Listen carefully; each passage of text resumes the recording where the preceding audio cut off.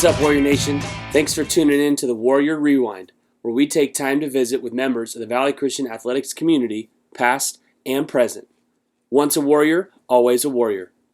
This is your host, Rob Fair, class of 09, Valley Christian Assistant Athletic Director, and Warrior football and lacrosse coach.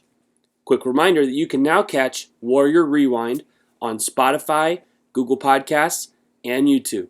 Now let's get to work. Today's guest is certainly one of the most decorated Warriors of all time. Ronika Stone was a four-time WCAL All-League selection, ultimately chosen as a 2015 WCAL Player of the Year. In her 4 years at Valley Christian High School, Ronika helped lead the volleyball program to 4 Central Coast Section championships, even got a 5th CCS championship with the basketball team her sophomore year, 2 CIF Norcal volleyball championships, and 2 California Interscholastic Federation state championships. Ronika was recognized as a first-team All-American by both Under Armour and USA Today. She was also listed as a top 10 recruit in the nation by several media outlets and ultimately chose to sign with the University of Oregon. While a member of the Duck program, Ronika was selected to the All-Pac-12 team 3 times and is in the Oregon record books as the school's all-time leader in hitting percentage and block assists, is number 3 all-time in total blocks, and number 5 all-time in total points. On the international stage, Ronika has represented the United States as a member of both the women's volleyball 18U youth national team and the 20U junior national team. Ronika, thanks for being on the show. Thanks for having me. I think of all of the accomplishments that that I just listed that you've accomplished, perhaps my favorite is the fact that you were voted the better Stone, narrowly defeating your brother RJ on a Twitter vote. Do you have anything to say about that accomplishment? Obviously it means a lot. I posted that in 2015 and it's still pinned to my Twitter to this day, 5 years later almost. There's a lot of similarities between my brother and I, so having this poll to just let everyone know whenever they click on my Twitter that I am in fact the better Stone, it means the world. I'm sure RJ would have something to say about that, but it's not about him right now. We're here to talk with you. I mentioned briefly your international volleyball experience. Now that your days as a member of the Duck program are behind you, what is next for Ronika? So yeah, when it comes to volleyball, I've always wanted to be a professional, and my ultimate dream is to be an Olympian. I have it somewhere written in the journal from junior high that I will be an Olympic gold medalist. So right now I'm just focusing on my professional career. I signed with an agent a couple months ago, and with the coronavirus going around and affecting not just the US but the whole entire world, it's kind of hard to figure out what the future looks like. But he's been negotiating different contracts for me, trying to find a country that'll be the right fit. When people ask me where I'd want to play, I really want to play wherever I can get paid the most. So whoever wants to give me the most money, I would love that. But I do have a friend that plays in Brazil, and she told me how much she loves it and how much she thinks I would fit in there. So, I mean, if everything works out and they end up giving me a nice contract, I could see myself going there. But there's also so many countries in this world that have great volleyball, and I guess we'll just have to see. For sure. Hey, that makes sense. I get it. One of the questions that kind of you and I were chatting a little bit before this, one of the questions that I've always had is on the court, around campus, Ronika Stone's personality is always on display. You're a dancer. You like having fun. There's always a big smile on your face. I want to know, is that just a byproduct of the energy that you bring to the court in front of a crowd or even your social media audience? Or do you have that energy all the time? No, that's really just me, and it's kind of funny because if I didn't know me and I was on the outside looking in, I'd be like, why is this girl smiling so much? Like, what's wrong with her? But I'm genuinely a people person. I like to make people laugh. And if that has to be me dancing 24/7 or being the entertainment of the group, then that's what I'll do.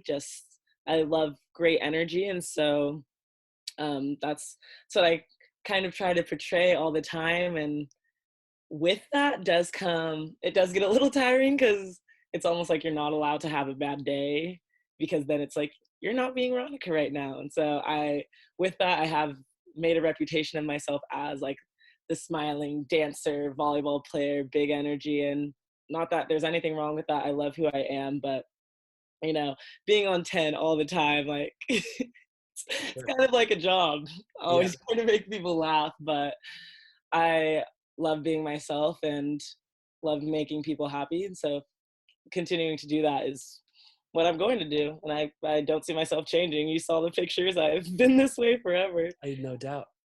No doubt. Well, when I first started coaching football at Valley Christian, you were a player on the volleyball team, and so every now and then I would leave practice, and then I'd come over and watch a game, and I remember the energy that you had and the impact not only that it has on the way that you play, but the impact that it has on your teammates, and ultimately the impact that it had on our campus. It really is special when you look back at your high school days, and even today.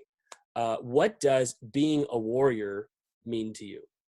Uh, it's such a great school. And I was at Valley since I was in first grade. I was 6 years old when I stepped on campus for the first time. Oh, And yeah, almost a lifer. I think they counted me.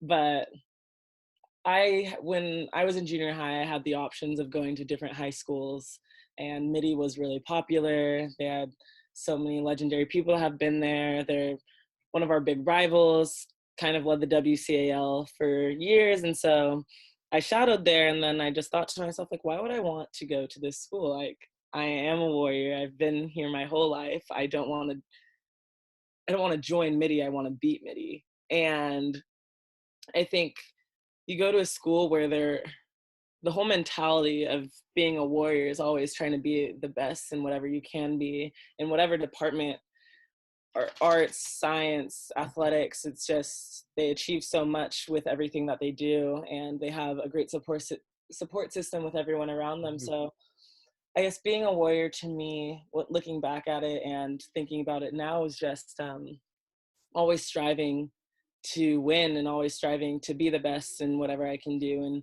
but at the same time honoring God and remembering who got you there, because we are in the WCAL, we are a Christian school, and we don't want to forget that we wouldn't be here without God and the people that created us to be who we are today. For sure. You talk about all the different things that our school does so well, whether it be our 83rd, where that's academics, arts, and athletics, which is echoing the school's motto to always be on a quest for excellence. Quest for excellence at Valley Christian is something that never stops, and hopefully is something that you picked up while you were at the school. So I'll ask you this, Ronika, how would you define the word excellence? Defining the word excellent, excellence isn't something that everyone can achieve, but the people that do put in the work every day, and it's that quest, it's that goal to reach the top spot. And I think there's a lot of people that say they want to be excellent, that say they want to be amazing, but they don't put in the work. And excellence takes that drive, that determination, the unwavering will and desire to fulfill a purpose, whatever that may be, whatever department that you're working in. And so I think being excellent is when you do those things and you do put in the work to achieve your goal. It's not just saying it, but actually doing it. But it also goes hand in hand, because I do believe that you have to be able to say you want to do something to do it. And after you say it, you'll believe it. And if you believe it, then you can do it. And so I think it all goes together. But For sure. the end result is. So essentially excellence is beyond just talking the talk. You have to be able to walk the walk. You have to be able to set that goal and then put in the work to achieve it. Exactly. What stands out as the best compliment you've ever received? Ever received? I think when it comes to sports, I always love when fans tell me that they enjoy watching me have fun on the court, because as athletes, there's always that mindset where you have to have this killer instinct, which you do, but I think people think you're not able to be yourself and show your personality, but still be a competitor at the same time. And the fact that there's so many people that tell me I'm able to do both and that they aspire to be like me in a way, it's really humbling and it's so nice to hear. And I don't know, it's one of those things where if looking back at it, I would never have thought that I would have so many little girls saying that they look up to me and they love the way I play because I'm able to be myself. And just hearing that as a compliment, like, thank you for being yourself. It's something you wouldn't think is a big deal, but to all these little girls watching and all these fans who critique athletes and try to figure out a way to not make them robots, but everything has to be done a certain way. For people to tell me that they like that I can just be me is that one always sticks with me the most. Very cool. What is a common myth about being a Division I student athlete, and what argument do you have against that myth? Okay, so one of them that really gets on my nerves is that student athletes get everything that they want and that it's not hard. Especially when it comes to scholarships, there's a lot of students that don't play sports who don't think it's fair that student athletes some get full rides while they put all of this work in academically and they can't receive a scholarship. Well, the thing is we put in so much work academically and athletically to get, it's not just handed to us. There's hundreds of thousands of people who would love to get a scholarship, but the select few that are given one, it's because they set themselves apart in a way. And they're using their God-given talent to do that. And so it's really frustrating to hear people that say student athletes are just handed everything. Because if we were handed everything, if it was easy, everyone would do it type of saying. Yeah. But saying that we don't work hard or that everything is handed to us is such a lie. Since I was like 6, I was in some type of gym, like whether it had been with my dad or at a YMCA camp, training to be exactly where I was today. Yeah. You know? And I mean, I certainly can be the firsthand witness of when I'm out on the football field or soccer field coaching a football team, and I look over at the HPC. It was like you were always in there. You definitely earned all of the success that you have achieved. You are inherently good at a lot of stuff, right? You were successful for our basketball program. You had a lot of success on our volleyball team, and then even you came out and were a member of our track and field team for a short period of time. Didn't you win like the WCAL I finals did. in the high jump or something like that? I did. I forgot. Oh my gosh. So I think my next question is, you're so good at all these things. What's something that you're not very good at, and how do you compensate for it? Okay, when it comes to athletics, I think I could never play soccer. Okay. That I would trip over the ball. Like watching soccer players and how they're able to maneuver up and down the field, like juking people out with could never play soccer. I would hurt myself. Fair enough. When it comes to academically, I'm horrible. This year I realized it's a part of my system. That's what my teacher liked to call it, but I leave things until the last minute. Mm, I am the worst procrastinator I think that has ever existed, but I always get it done. There's I won't turn in an assignment late. Like I if it's due at 11:59, it'll be done at 11:58 with 15 seconds to spare, but yeah, it's getting in. it'll get turned in. Yeah, but that's I think something I'm so bad at is procrastinating. It has to do a little bit with my ADHD because I get distracted and it'll take me all day to do things. So those are soccer and organization. Okay. Hey, great answers. Thanks. I think I'm the same way. There's no way. My wife played Division I soccer, and I have two left feet, so she's got the soccer skills in our family. Yeah, And I too am a procrastinator. Hey, I think it's just that I've heard them say that geniuses are procrastinators, so I'm gonna go with that. I'm gonna go with you and I just are both geniuses, probably. Bill Gates said he always hires the laziest people because they figure out a way to get they figure out how to do the hard job the easiest, or they figure out the easiest way to do something hard. There it is. What inspires you and/or what makes you strive to be your best self? I just the people around me, my family, my teammates, my coaches, representing something bigger than me, my school, my state, country, God. Like I never want to let anyone down, and I think that's something that always pushes me to be better because I don't want to disappoint anyone ever. I don't want my teammates to ever look at me and be like, she didn't try hard this practice, or she could have done better and she just didn't want to. Whatever. I don't want to hear an excuse, and I don't want anyone to have to say I was the reason why something bad happened. So for me, I think that also goes into me being a people person and always wanting people to be happy, but I always want to be better for the people around me. Mm. And at the end of the day, I want it to be where I made the group better, not myself better, because I can be the best player on a losing team.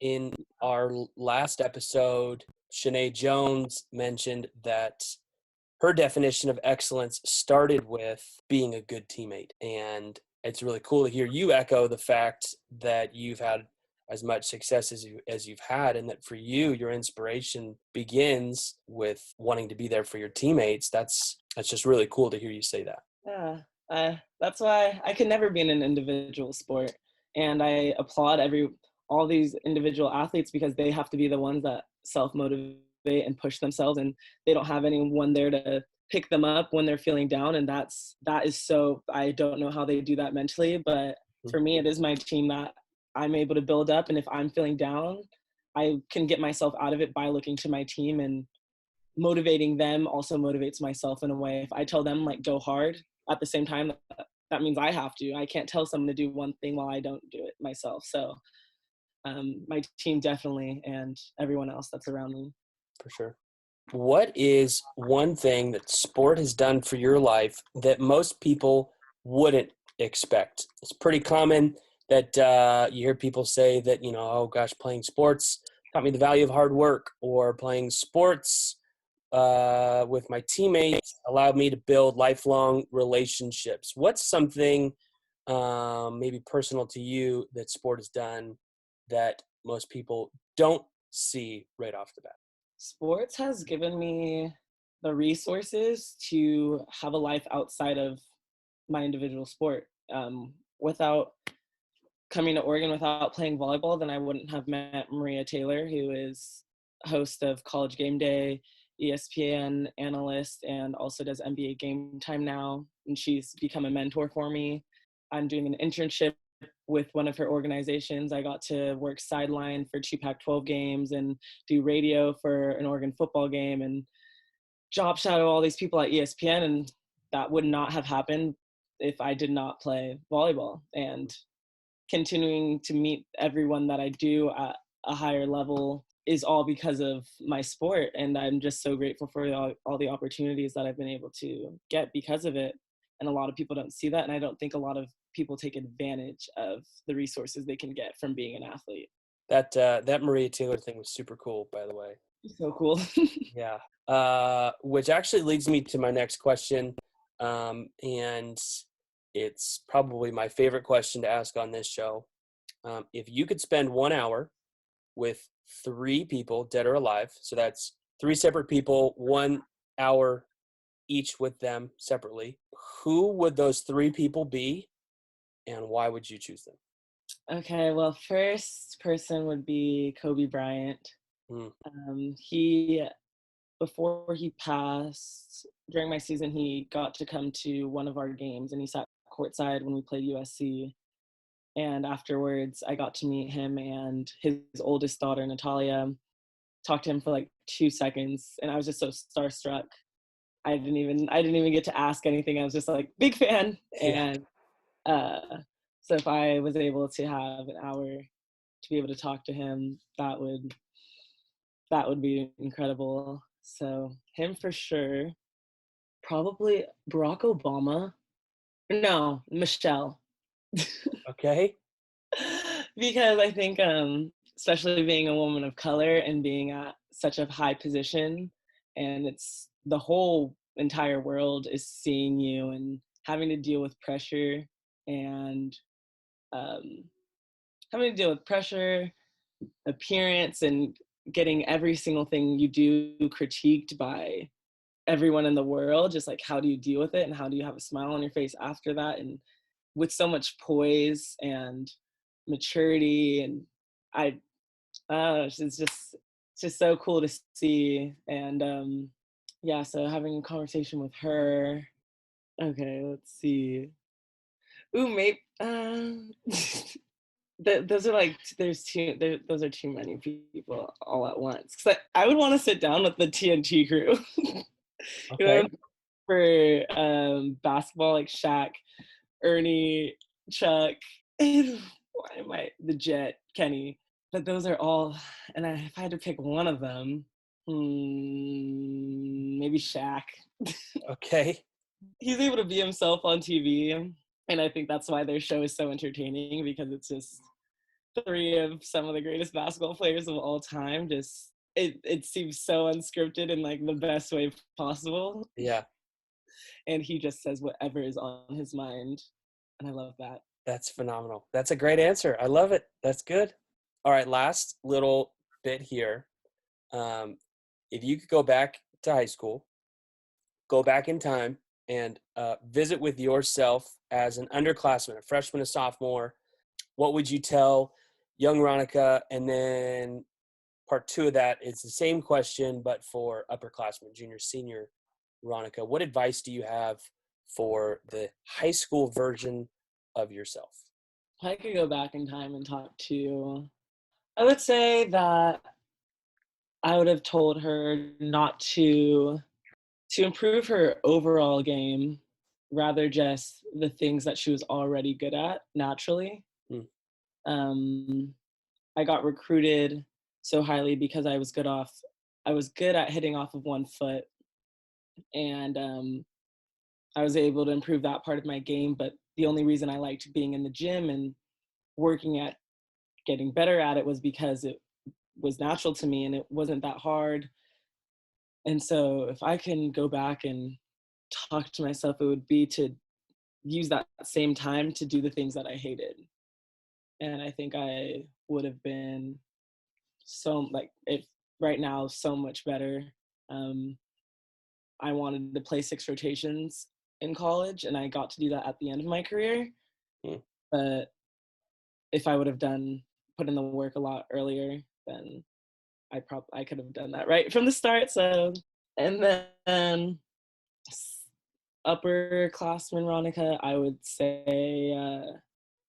say to not be afraid to say what's on your mind, and to, I guess, not sacrifice your own feelings for someone else's. Mm.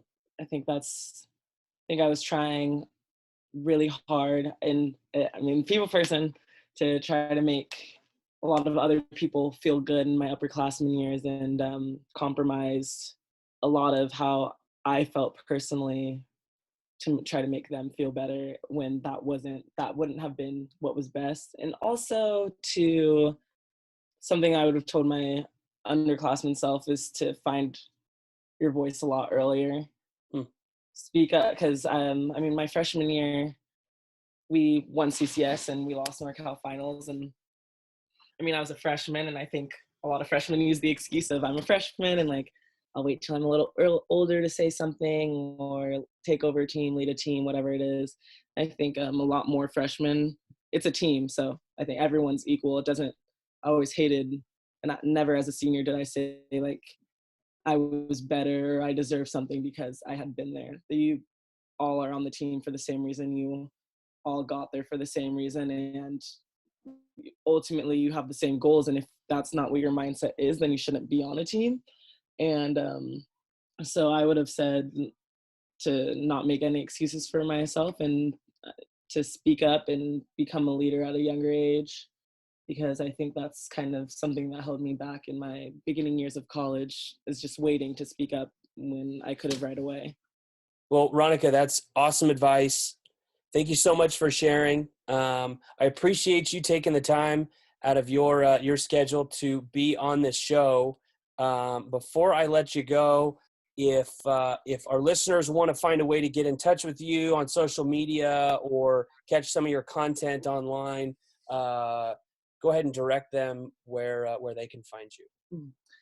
Okay, so on Twitter, I'm at Ronika Stone. Ronika is Ronika Stone. Oh, there's 2 E's at the end of Stone, so it's Stonee. And then on Instagram, at Ronika Stone, Ronikastone. If you want to follow me on TikTok, which is really big now, at Ronika Stone, same thing. And I had a YouTube show with Go Ducks called 10 Frames with Ronika, where I interviewed other student athletes and went bowling with them. If you want to check that out, you can Google the name 10 Frames with Ronika, and that'll come up. With my internship, I'm doing a podcast series called What's Next with Ronika, and I'll post more of that on my Instagram. You could follow along. If you want to get in contact with me directly, you can always email me at ronikastone@gmail.com. That's probably the best way. And I'll see it, try to respond. If you really want to talk to me, then I got you. Other than that, that's all me. That's Awesome. it. Awesome. Ronika, thanks again for taking the time to be on the show. Say hi to the rest of the Stone family for us, and good luck with kind of the next step for you in your volleyball career. Thanks so much. Thanks for having me. All righty.